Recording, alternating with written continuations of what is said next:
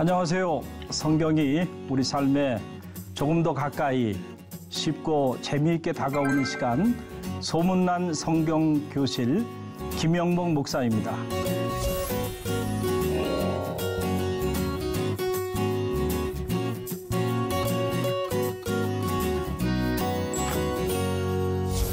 우리가 어디서 어떤 모습으로 어떻게 살아가든지 간에 우리 모두는 다 나름대로 행복한 삶을 살기를 열망하지요. 여러분, 우리 중에 누가 스스로 불행하기를 열망하고 또 불행한 삶을 살기 위하여 결단하고 그렇게 나가는 사람이 있겠나요?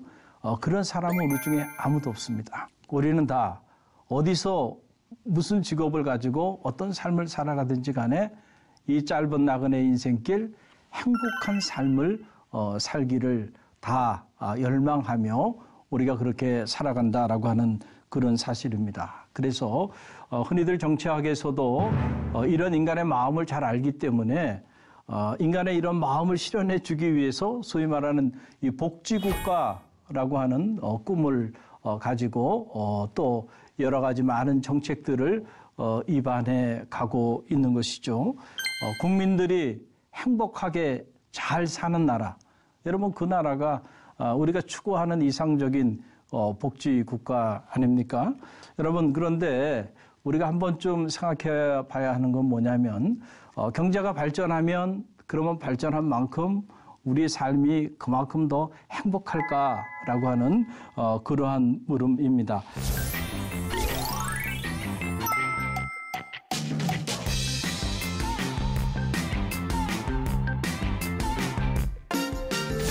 축적의 시간이라고 하는 책인데요. 저는 참 이 책을 읽고 많은 그런 그 영감을 받았는데요. 이 축적의 시간이라고 하는 책은 이 서울대 공대 교수님들 26분이 함께 한국 산업의 그 미래에 대한 그런 많은 이야기들을 하고 있는 그런 책입니다. 그래서 앞으로 한국의 그 산업의 미래는 어떠해야 하겠는가, 이런저런 많은 제안들을 하더군요. 이 책에 보게 되면 우리가 지난 50년 동안 대한민국은 무려 22배의 고속 경제 성장을 이루어 왔다라고 하는 거예요. 이게 세계 어디에도 유례가 없는 그런 놀라운 경제 발전을 이루어 온 겁니다. 이렇게 빠른 속도로 경제 발전을 이루어 왔는데 이제는 앞으로는 이런 식의 고속 경제 성장은 있을 수 없을 것이라고 하는 것이 서울대 교수 26분의 공통된 의견입니다.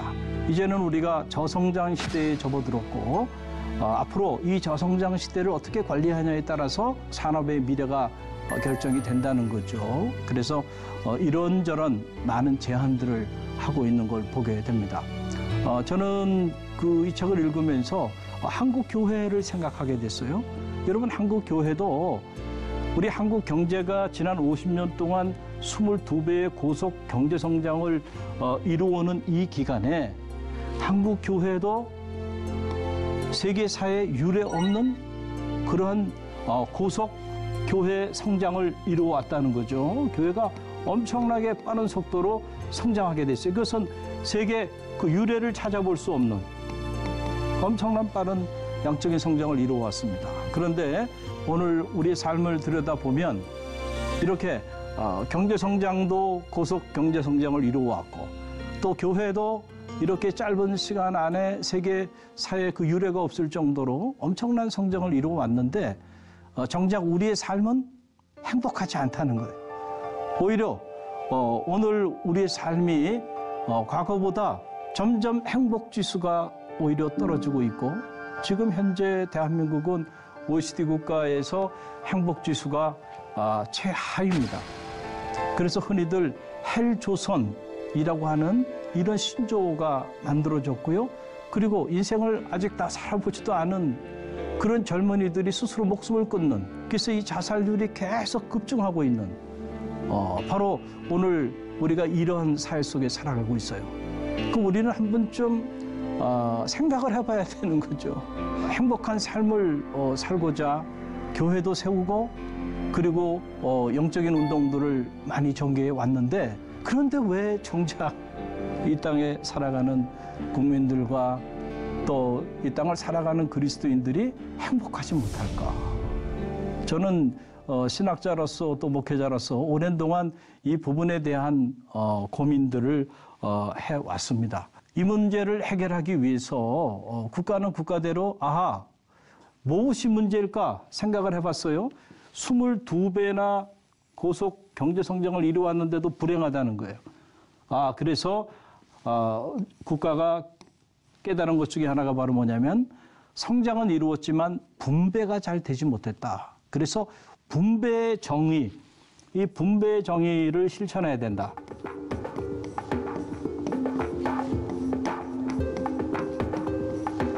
왜냐하면 가난한 사람은 계속 가난하고 또 부자는 계속 부자고 이 소득 간의 이 갭이 너무 커지다 보니까 여기서 오는 상대적 박탈감들을 느끼게 되기 때문에 그래서 국가는 경제성장을 이루었지만 국민들은 불행한 거 아닌가.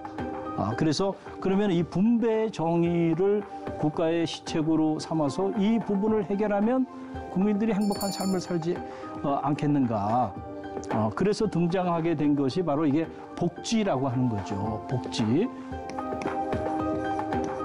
그래서 지금은 여기저기나 모든 정책이 이 복지에 초점을 맞추고 있습니다. 그래서 이 복지를 통해서 소득의 분배의 정의를 실현하다 보면 우리가 지금 경험하는 이 불행한 느낌을 우리가 극복할 수 있지 않겠는가. 보다 행복한 삶을 살게 되지 않겠는가. 이런 얘기예요. 그런데 여러분, 분배의 정의가 실현된다고 해서 행복해질까요? 저는 아니라고 봅니다. 왜냐하면 인간은 배부른 돼지가 아니기 때문에 그렇습니다. 우리가 아무리 먹고 그리고 자고 그리고 생활하는 모든 의식주의 문제가 해결이 된다고 하더라도요. 인간은 결코 그것으로 만족하고 그것으로 존재 행복을 느끼는 그런 존재가 아니에요. 그래서 저는 개인적으로 이 복지라고 하는 것을 우리는 초점을 자꾸 화폐가치, 어떤 물질, 경제 정의를 실천하는 것 이런 걸로 초점을 맞추는데 저는 물론 그것도 중요해요. 그것도 한 부분이라고 생각합니다. 그러나 인간은 물질로만 살아가는 존재가 아니기 때문에 그래서 다면적 차원의 복지가 필요하다라고 하는 거예요. 인간은 육체를 가지고 있는 그런 존재인과 동시에 또 정신을 가지고 있는 그런 존재이기도 하고 또 우리는 영적인 존재이기도 하기 때문에 이 전인적인 차원의 이 복지에 대한 새로운 자각이 일어나지 않는다고 한다면 진정한 의미의 행복한 삶을 우리가 살아가지 못할 거다라고 하는 거예요. 그래서 소문난 성경 교실을 갖는 것도요. 이런 차원에서 국가가 보지 못한 그런 부분들을 이 교실을 통해서 우리가 바라보고 또 우리 삶의 부족한 부분들을 채우면서 이렇던 행복을 찾고자 하는 것이죠. 그래서 주님께서는 일찍이 이 행복에 대한 얘기를 하시면서 행복이라고 하는 것을 물질의 차원에서 얘기하지 않으신 거죠. 여러분이 우리가 지난 시간에 이미 배웠던 것처럼 이게 마음이 가난한 자가 행복하다는 거예요. 그런데 왜 마음이 가난한 자가 행복하냐 하면 여기에 호티라고 하는 헬라어에 빠진 거죠. because 왜냐하면 그 이유는 하나님의 나라가 그들의 것이 되기 때문이다라고 하는 거예요. 그러니까 예수님이 가르쳐 주시는 그 행복에 이르는 첫 번째 길은 우리가 하나님의 나라를 경험하고 하나님의 나라를 소유한 삶을 사는 사람에게 주어지는 선물이라는 거죠. 그런데 이 하나님의 나라, 그러면 이 하나님의 나라라고 하는 것이 무엇일까라고 하는 그런 사실입니다. 여러분이 아마 신앙생활 하시면서 이 하나님의 나라에 대한 이야기를 많이 들었을 거예요. 또 실제로 주님께서는 그 공생애의 삶을 사시면서 이 하나님의 나라의 가치에 대해서 끊임없이 우리에게 가르쳐 주셨습니다. 몇 가지 말씀을 좀 인용을 하면은, 자, 마가복음 1장 15절 말씀 보게 되면, 이르시되 때가 찼고 무엇이 하나님의 나라가 가까웠으니 회개하고 복음을 믿으라. 그러니까 인간의 아들이 아니고 하나님의 아들로서 첫 메시지를 선포하시면서 하셨던 말씀이 하나님 나라의 선포입니다. 또 누가복음 17장 20절로 21절에 보게 되면 이제 바리새인들이 예수님께 와서 묻는 거예요. 하나님의 나라가 언제 도래합니까? 라고 물었을 때에 주님께서 그들을 향해서 뭐라고 말씀하셨나요? 하나님의 나라는 여기 있다 저기 있다 할 것이 아니고 너희 안에 있느니라. 바로 이 말씀이죠. 이 하나님의 나라라고 하는 것을 어떤 미래적 사건으로만 생각하지 말아라. 또는 공간적인 차원에서 봤을 때 어떤 천상적인 죽고 난 다음에 가는 내세적 차원에서만 생각하지 말라는 거죠. 이미 하나님의 나라가 너희 안에 있느니라는 거죠. 자, 그래서 하나님의 나라의 그 실제, 하나님의 나라의 현재성, 오늘 우리의 삶의 공간 안에서 경험되어지는 그런 나라라고 하는 사실을 우리에게 가르쳐 주셨어요. 주님께서 그 기도에 관한 그런 말씀을 하신 거죠. 어떻게 기도해야 할까? 가만히 제자들을 보니까 제자들이 항상 마음에 근심이 가득한 거예요. 그래서 무엇을 먹을까? 무엇을 마실까? 무엇을 입을까? 이런 것들에 대한 근심과 걱정과 염려가 너무 많아요. 그러다 보니까 기도의 내용을 보니까 온통 기도의 내용이 무엇을 먹을까? 무엇을 마실까? 무엇을 입을까? 이런 것들과 긴밀한 관계가 있는 거예요. 그러니까 주님께서 그런 제자들의 모습을 보시고 하신 말씀이 너희는 이런 것들을 위하여 기도하지 말라는 거예요. 왜냐하면 이런 것들은 이방인들이 구하는 것이다. 그래서 이방인의 기도와 우리 그리스도인의 기도가 어떻게 달라야 하는가라고 하는 것을 우리에게 가르쳐 주신 거예요. 그러면서 하신 말씀이 너희는 먼저 그의 나라와 그의 나라죠. 하나님의 나라죠. 그의 나라와 그의 의를 구하라. 그리하면 이 모든 것을 너희에게 더하여 주시리라. 기도의 우선순위죠. 우리가 하나님의 나라, 그 하나님의 나라를 위하여 구하면 무엇을 먹을까, 무엇을 입을까, 무엇을 마실까 이런 것들 염려하지 않아도 된다는 거예요. 우리에게 그런 것들이 필요하다는 것을 하늘 아버지께서 다 알고 계시기 때문에 정말로 진심으로 하나님의 나라를 열망하고 그 하나님의 나라를 구하는 삶을 사는 사람들에게는 그 모든 것들을 구하지 않아도 하나님이 채워주시겠다라고 하는 그런 말씀이에요. 근데 가만히 보세요. 근데 우리는 이 우선순위 잘못 지키고 살아요. 많은 경우 무엇을 먹을까, 무엇을 마실까, 무엇을 입을까 이런 것들에 대하여 우리가 열망하고 이런 것들을 위하여 기도하고 나가지 정말 진심으로 하나님의 나라를 구하는 이들을 보기는 쉽지 않아요. 그래서 우리가 기도는 많이 하는데 그 기도가 놀랍게 우리 안에 하나님 말씀대로 응답되지 못하는 이유는 바로 여기에 있다라고 하는 그런 사실입니다. 자, 그렇다면은 여러분 이 하나님의 나라, 이 하나님의 나라가 과연 어떤 나라일까? 여러분 궁금하시잖아요. 하나님의 나라를 소유한 사람이 행복하다 그랬는데 그럼 그 하나님의 나라가 어떤 나라인가? 이걸 아는 게 중요한데요.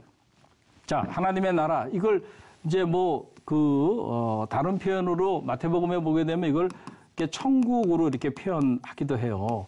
그런데 이제 천국으로 표현하면 여러분들이 이걸 자꾸 내세적인 관점에서만 생각한단 말이에요. 그런데 주님께서 이미 말씀해 주셨던 것처럼 하나님의 나라가 언제 도래합니까? 이미 너희 안에 있느니라 라고 말씀하여 주셨잖아요. 하나님의 나라의 현재성입니다. 오늘 우리의 삶의 자리 속에서 우리는 얼마든지 하나님의 나라를 경험하고 하나님의 나라를 체험하는 행복한 삶을 살아낼 수 있다라고 하는 그런 얘기예요. 그래서 우리의 믿음의 내용 안에 이 하나님의 나라가 실제해야 합니다. 그럴 때 여러분들이 정말 천국 백성의 삶을 사는 겁니다. 그럼 하나님의 나라가 어떤 나라일까요? 기독교의 경전인 구약 성서와 신약 성서는 하나님의 나라가 어떤 나라인지를 우리 가운데 이미 다 계시해 줬어요. 그래서 이 구약 성경을 보게 되면 이 하나님의 나라가 어떤 나라인가? 구약 성경은 끊임없이 하나님의 나라를 하나님의 정의, 그렇죠? 여기에 초점을 맞추고 있는 걸 보게 돼요. 그래서 하나님의 나라의 한 축은 하나님의 정의가 실현된 세상이라는 거예요. 여러분 한번 생각해 보세요. 정의가 실현되지 않는 삶의 공간 안에서 아무리 여러분들이 많은 재화를 가지고 있다 할지라도 여러분 행복할 수 있겠습니까? 아니죠. unfair한데 여러분 어떻게 행복할 수 있겠어요? 그렇죠? 정의로워야죠. 성차별이 있고 계급차별이 있고요. 그리고 인종차별이 있고 각종 이런 차별로 인해서 우리가 불의를 경험하고 있는 삶의 자리에 던져진다고 한다면 아무리 여러분 문명의 이기가 발달하고 그 문명의 이기 혜택을 여러분이 누리고 사신다 하더라도 여러분은 그런 불의 한가운데서는 절대로 행복한 삶을 살아갈 수 없습니다. 그렇기 때문에 우리가 하나님의 나라, 즉 하나님의 정의가 실현된 그 세상만이 우리를 참으로 행복하게 만들어준다는 거예요. 그런데 이 하나님의 정의라고 하는 거, 이 하나님의 정의는 하나님의 의, 하나님의 그 의로우심, 그게 하나님의 존재 속성이죠. 그래서 성서는 하나님은 의로우신 분으로 이렇게 구약 성경은 계시하고 있는데 이건 하나님의 의로우심으로부터 흘러나오는 거예요. 오래전이죠. 지금 경찰대학이 저기 그 아산으로 캠퍼스 이전을 했잖아요. 근데 이게 캠퍼스 이전을 하기 전에 그 경찰대학의 초청을 받아가지고 그 용인 캠퍼스 시절입니다. 그래서 강의를 하고 그리고 말씀을 나눴던 그런 적이 있어요. 그런데 그 경찰대학 처음 그 정문에 딱 들어가면서 인상적이었던 것 중에 하나는 뭐냐면 정중앙에 이렇게 바위가 있는데 그 바위 한 보판에 검은 글씨로 정의를 하수처럼 흐르게 하라라고 하는 표현이 나오더라고요. 그게 그 당시 그 학장님이 아모스 5장 24절 말씀을 근거로 해서 그걸 이렇게 만드신 것 같아요. 그렇습니다. 여러분, 정의가 실현되지 않는데 우리 삶에 행복한 삶이 도래할 수 있겠는가? 그거는 불가능하다는 거예요. 그래서 이 구약 성경인 이사야서 30장 18절 말씀 보게 되면 그러나 여호와께서 기다리시나니 이는 너희에게 은혜를 베풀려 하시며 일어나시리니 이는 너희를 긍휼히 여기시려 하심이라. 대저 여호와는 정의의 하나님이시라. 그를 기다리는 자마다 복이 있도다. 어떤 하나님을 기다리는 자가 복이 있어요? 여기 복이라는 말 아시르의 행복이란 말이죠. 정의의 하나님을 기다리는 사람들이 복이 있다라고 하는 그런 얘기예요. 그럼 제가 대학에서 이렇게 교편을 잡고 있을 때에 그때 한번 그 크리스찬 청년들을 대상으로 갤럽 조사를 한 적이 있어요. 조사를 해보니까 참 재미난 그 결과를 갖게 됐는데요. 크리스찬 청년들입니다. 그런데 그들의 3분의 2가 솔직히 정직하게 얘기해 보라고 하니까요. 정직하면 망한다고 생각하고 살아가고 있더라고요. 오늘 우리 사회가 정직하게 살면 망한다고 생각하는 그런 사회 속에 살아가고 있다는 거예요. 크리스찬 청년들도 그런 의식을 가지고 있어요. 그러니까 수단과 방법을 가리지 않고 성공하려고 하는 겁니다.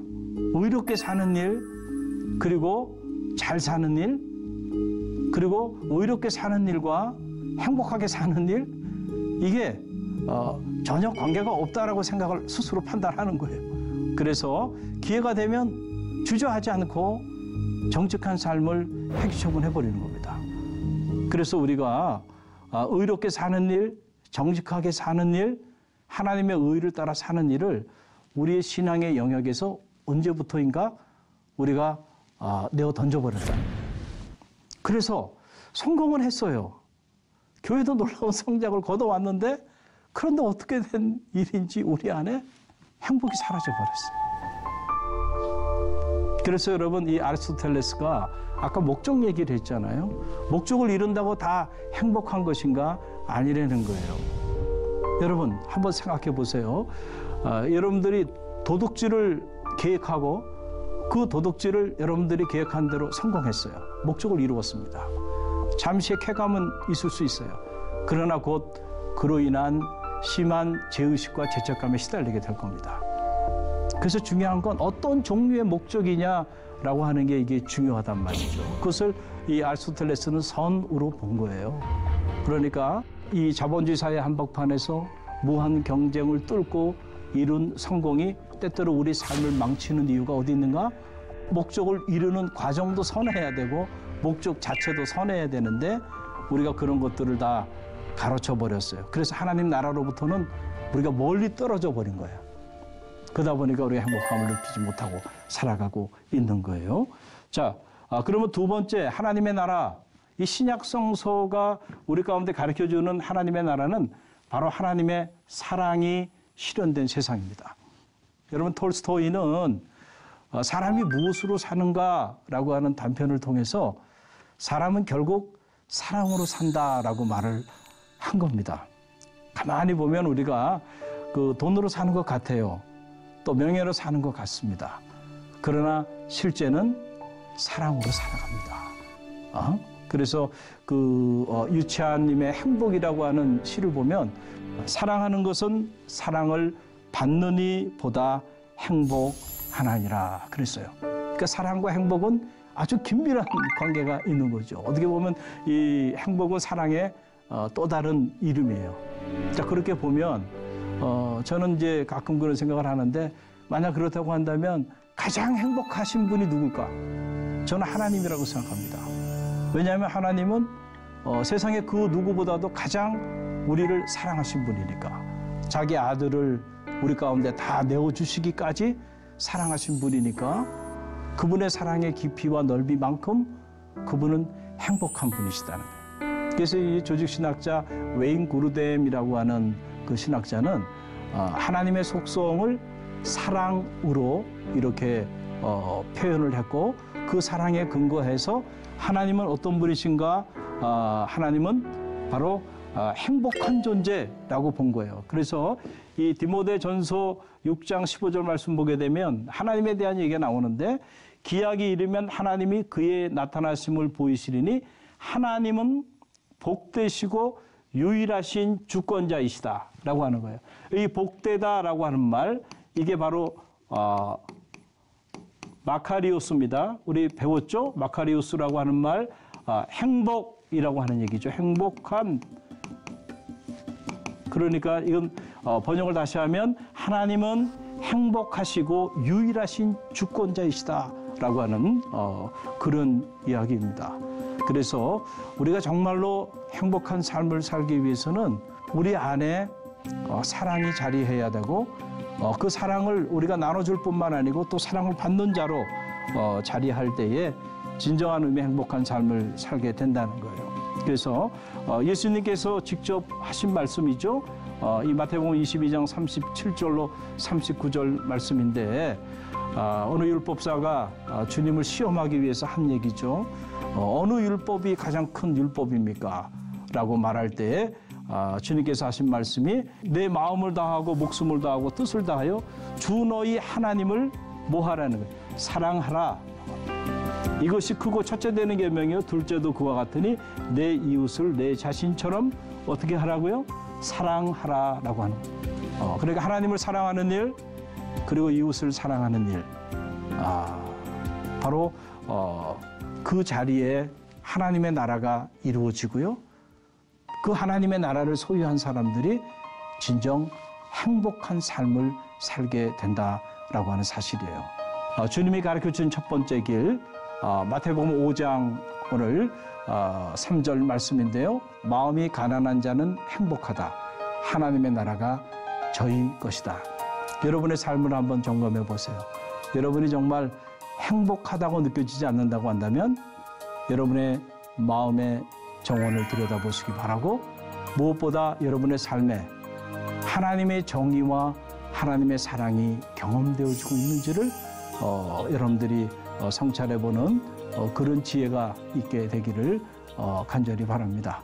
어떻게 오늘 강의 괜찮았나요? 여러분 유익했다고 한다면 또 많은 이들과 함께 나눠주시고요. 그리고 또 강의를 들으면서 조금 어려운 내용들도 조금 있잖아요. 그러니까 여러분들이 궁금한 사항이 있으면 유튜브 댓글에 이렇게 좀 글을 남겨주시면 고맙겠습니다. 이제 다음 시간에는 예수님이 가르쳐 주신 두 번째 길, 그 두 번째 길에 대해서 우리가 함께 성찰해보는 그런 시간을 갖도록 하겠습니다. 아무쪼록 또 행복한 하루 되시기를 바랍니다. 감사합니다.